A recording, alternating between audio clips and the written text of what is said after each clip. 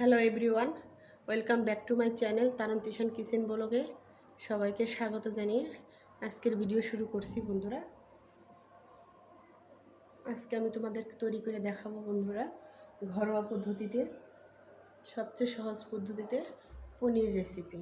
পনির তো বন্ধুরা আমরা বড় বড় সুপার শপ থেকে অনেকে কিনে খেয়ে থাকি, অনেকে এটা তৈরি করতে পারি না বাসায়, এজন্য অনেক দাম দিয়ে কিনতে হয় বাজার থেকে। কিন্তু বন্ধুরা আমার এই ভিডিওটা A to Z তোমরা যদি ফলো করো অবশ্যই খুব সহজ পদ্ধতিতে পনির তৈরি করতে পারবে ঘরোয়াভাবে। যারা পুরাতন রাঁধুনি তারা তো অবশ্যই জানো কীভাবে পনির তৈরি করতে হয়, যারা একদম নতুন রাঁধুনি তাদের জন্য এই ভিডিওটি আমি নিয়ে আসলাম বন্ধুরা তোমরা চাইলে লেবুর রস দিয়ে ছানা করে পনির করতে পারো, আমি ভিনেগার দিয়ে করবো বন্ধুরা। এখানে আমি 2 লিটার দুধ নিয়েছি ভিনেগারের পরিমাণ কতটুকু লাগবে আমি অবশ্যই তোমাদের দেখিয়ে দেব বন্ধুরা। আমার আগের চ্যানেলটি জিমেল আইডির পাসওয়ার্ড ভুলের কারণে আইডিটা আমার চলে গেছে বন্ধুরা, পুনরায় আবার একটা আইডি খুলেছি একই নামে, আমার ছেলেদের নামে। আশা করি আগেও যেমন তোমরা আমাদের ভালোবাসা দিয়েছো, এখনও সেভাবে ভালোবাসা দিয়ে আমার চ্যানেলের সঙ্গেই থাকবে বন্ধুরা। ভিডিওটা দেখার আগে অবশ্যই একটা লাইক দিয়ে ভিডিওটা শুরু করবে, চ্যানেলটিকে অবশ্যই সাবস্ক্রাইব করে আমার চ্যানেলের পাশেই থাকবে। চ্যানেলটি সাবস্ক্রাইব করার সময় অবশ্যই অল নোটিফিকেশন অন করে রাখবে বন্ধুরা, তাহলে আমি ভিডিওর আপডেট দেওয়ার সাথে সাথে তোমাদের কাছে নোটিফিকেশন চলে যাবে বন্ধুরা। এখন চলে যাচ্ছি পনিরের প্রসিজে, কেমনে পনিরটা তৈরি করতে হয় A to Z দেখার জন্য, প্রথম থেকে শেষ পর্যন্ত দেখার জন্য তোমাদের অনুরোধ রইল বন্ধুরা। অবশ্যই প্রথম থেকে শেষ পর্যন্ত দেখবে। তোমরা চেষ্টা করবে অবশ্যই ফুল ক্রিমযুক্ত দুধ নেওয়ার জন্য। আসলে বন্ধুরা আমার কাছে তো ফুল ক্রিম আছে, কিন্তু একদম গাভীর দুধ যেটা দহন করার সাথে সাথে যে দুধটা পাওয়া যায় সেই দুধটা থেকে যদি তোমরা পনির বানাও তাহলে আরও বেশি পনির হবে, এটা থেকে অনেকটা হবে, কিন্তু আমার কাছে নেই, এজন্য আমি এটা দিচ্ছি। তারপর দেখো আমার এই যে প্যাকেটের গায়ে লেখা আছে full cream cows milk, full cream দুধ।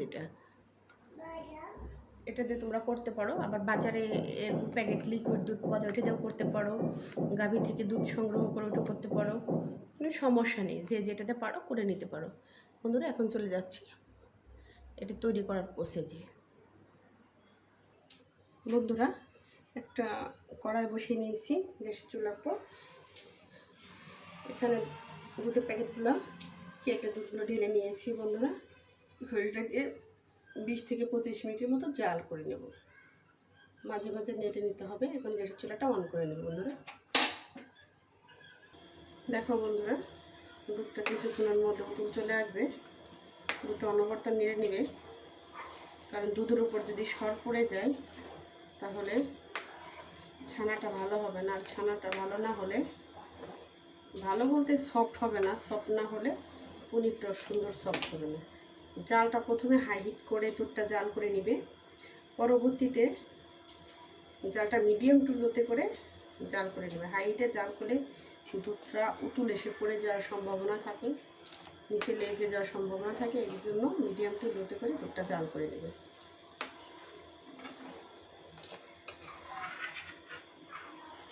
আর অবশ্যই লক্ষ্য রাখবে যতটুকু দুধ তার চেয়েও বড় পাত্রে নিয়ে জাল করতে হবে, একদম মুখ সমান সমান ভর্তি করে দিয়ে জাল করবে না, তাহলে উতলে পড়ে যাবে। দেখো কিছুক্ষণের মধ্যে উতল চলে আসবে।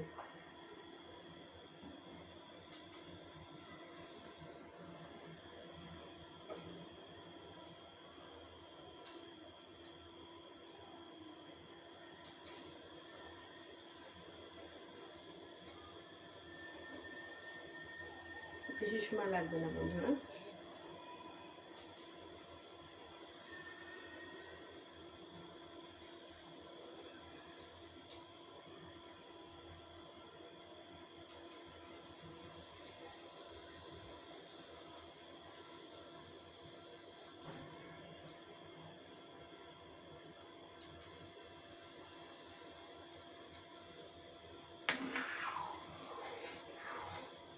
অনবরত নেড়ে নিতে হবে বন্ধুরা, যেন দুধের উপরে কোনো সর না পড়ে।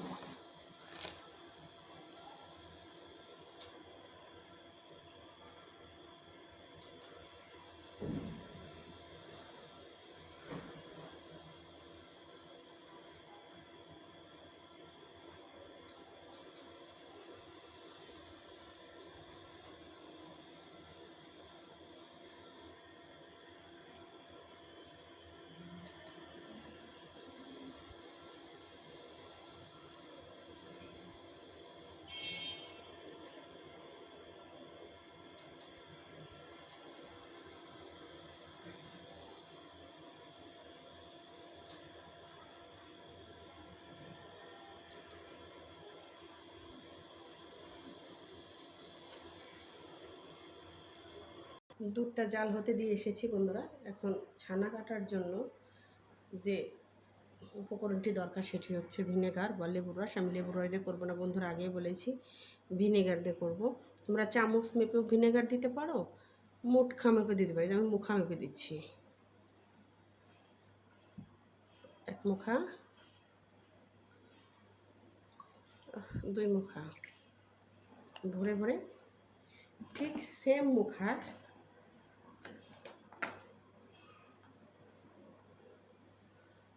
দেখো পানির নিচে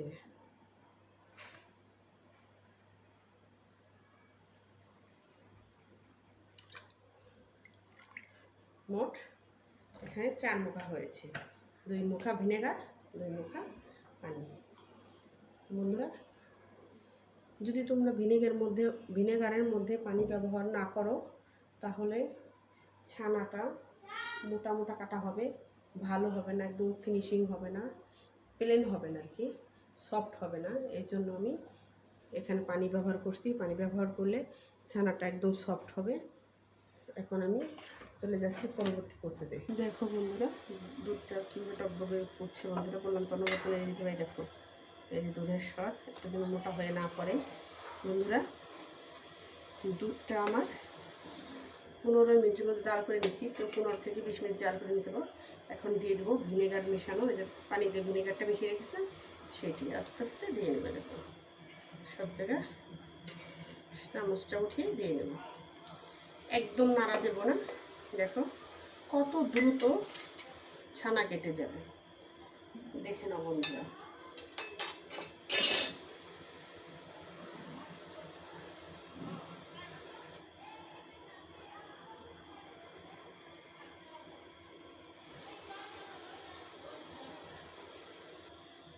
দেখো বন্ধুরা কত সুন্দর ছানা কেটে যাচ্ছে। দেখো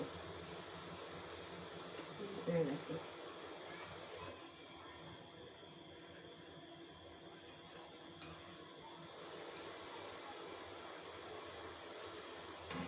তোমরা চাইলে ছানার পানি দিয়েও ছানা কেটে নিতে পারো, সমস্যা নেই, যার যেভাবে ইচ্ছা সেভাবে।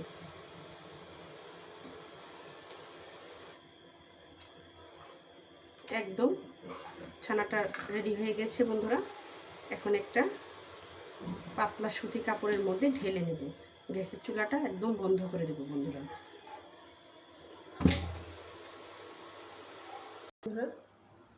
ছানাটি একটা পাত্রে ঢেলে নিয়ে ছানার পানি ফেলে দিয়েছি।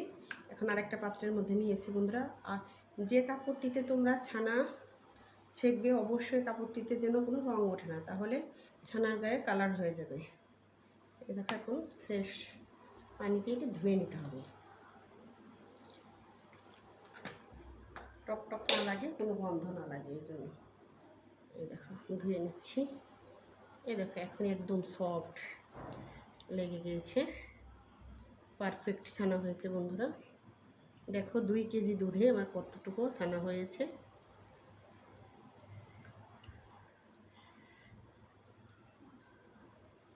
এইভাবে 2 থেকে 3 বার করে ধুয়ে নিতে হবে বন্ধুরা।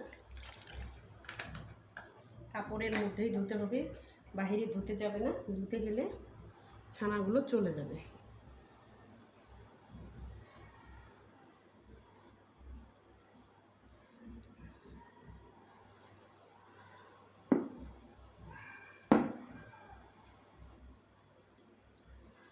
তারাও দেখাচ্ছি বন্ধুরা।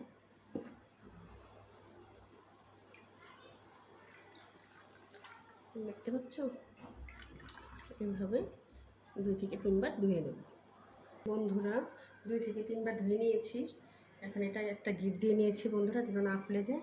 এখন একটা থালা রেখে এভাবে দেব। থালাটা রেখে একটা যে কোনো একটা ভারী জিনিস দিয়ে রেখে দিব। ছান্না থেকে অতিরিক্ত যে পানিটা আছে বন্ধুরা, সেটা বের হয়ে যাবে। ফিরে আসবো বন্ধুরা 10 মিনিট পর। 10 মিনিটের মধ্যে পনিরটা একদম পারফেক্ট রেডি হয়ে যাবে। ফিরে আসছি 10 মিনিট পর। ফিরে এলাম 10 মিনিট পর বন্ধুরা।